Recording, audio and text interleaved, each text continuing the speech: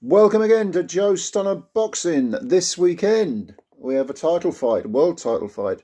The IBF, not the WBC, the IBF flyweight title held by Sonny Edwards. He's defending against Andres Campos of Chile. Edwards, 19 wins with 4 KOs, no defeats, no draws.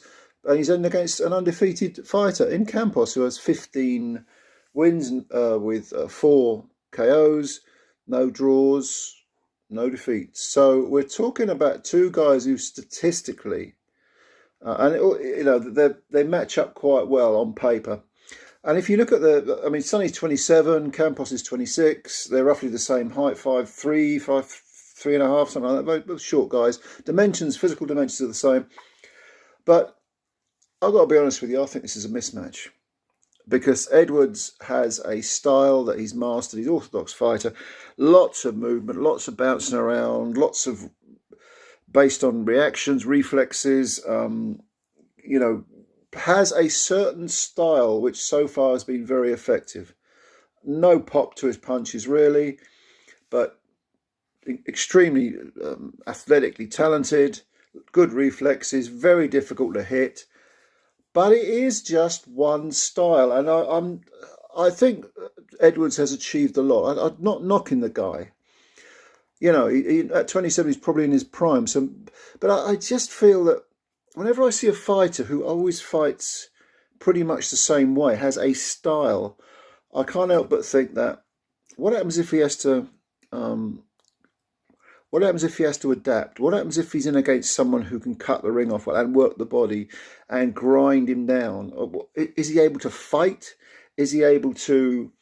he clearly can box on the back foot. He's proved that again and again. But is he able to get down the trenches and use those skills up close? Has he got an inside game?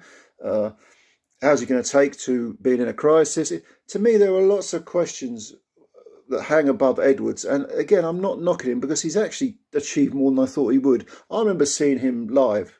I was sitting at ringside early on in his career, and I thought, the guy, he's bouncing around too much. I don't like the style that people bounce around. It's wasted energy. If you fight a certain way, it can be you've got to have talent, clearly, but but it can be read. Rhythms can be read. Someone can cut the ring off if they're capable of cutting the ring off, if they're a pressure fighter. I mean, Marco Antonio Barrera or a Chocolatito or someone like that, if they can get in close, it's not easy. If they can get in close, work the body, if they're very precise and heavy-handed, how is Edwards going to adapt?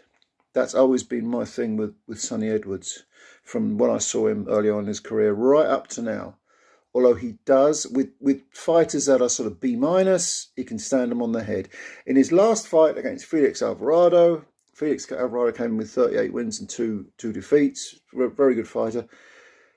Alvarado ran him quite close because Edwards won he won a unanimous decision. But two of the cards, I think, 115, 130. And definitely the last 4 rounds, Alvarado was getting closer.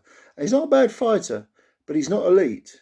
I mean, I think Alvarado probably gave Sonny one of the toughest fights of his career. And Alvarado didn't lose by much. He lost, definitely Sonny won.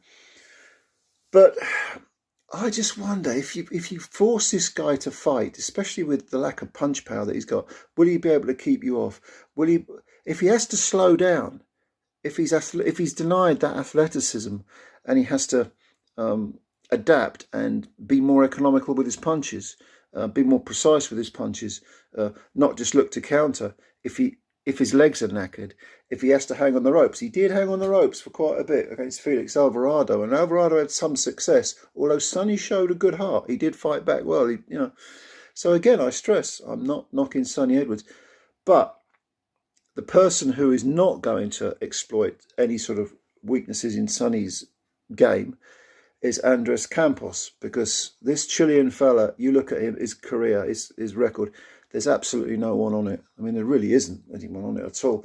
I went through it. I'll be honest with you, I haven't seen much of him. There's bits and pieces flying around on YouTube. He looks like he's got the basics okay, but very, very unspectacular. Decent little fighter, world class. Well, I wouldn't have said so, but again, he's undefeated, 15 wins, only 4 KOs.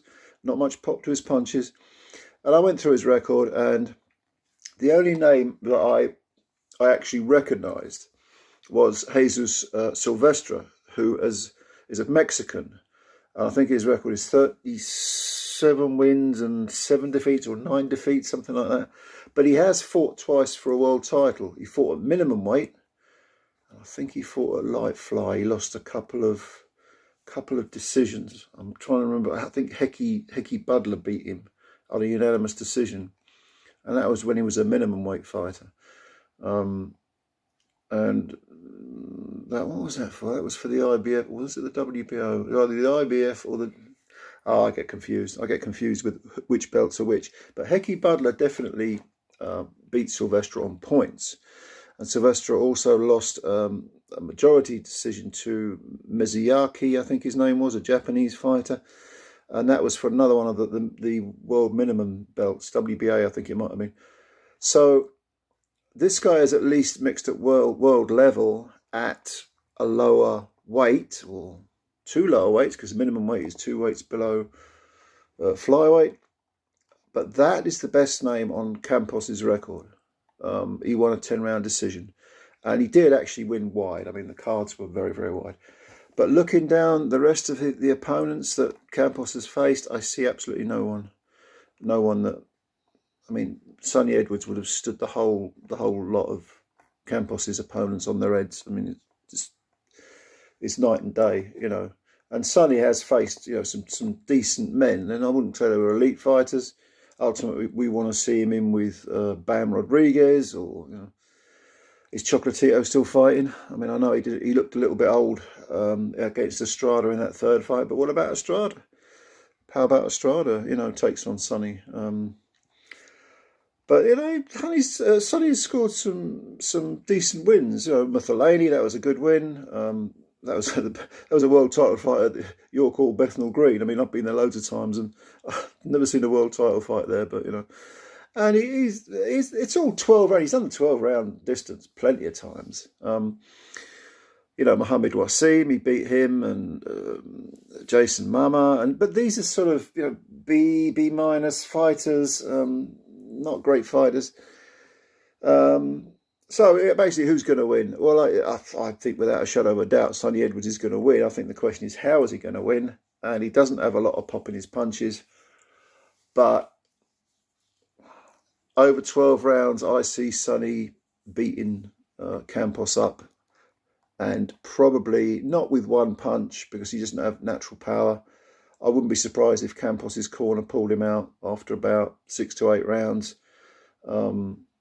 I don't see Campos, from what I've seen of him, and I haven't seen a great deal, I don't see him having anything really to trouble Sonny Edwards. I think Sonny's going to, like I say, stand him on his head. I think it'll be an easy win for Sonny. I'm going to go for a stoppage, maybe a retirement stoppage in about, like I say, 6 to 8 rounds. So middle rounds. That's my prediction. But give it a watch. It's what is it on? I can't even remember who's showing this. Oh, it's DAZN, because Sonny's just signed to DAZN. So if you've got DAZN, you can check it out. And we've got Taylor versus Lopez, also the same. Is it? I think it might even be the same time, or is that an early morning one? But both those world title fights are on this weekend, so check them both out. If you've got any comments about this fight, or about Sonny, or if you know more about Andres Campos than I do, because I don't know much about him, please leave your comments below. Thank you for watching this video, and always, you know, I always appreciate the support. Like the video if you liked it. And also, if you could subscribe, that is always helps us. It's a great help to us. And I'm looking forward to reading your comments. So yeah, nice one. I'll speak to you soon, and bye for now.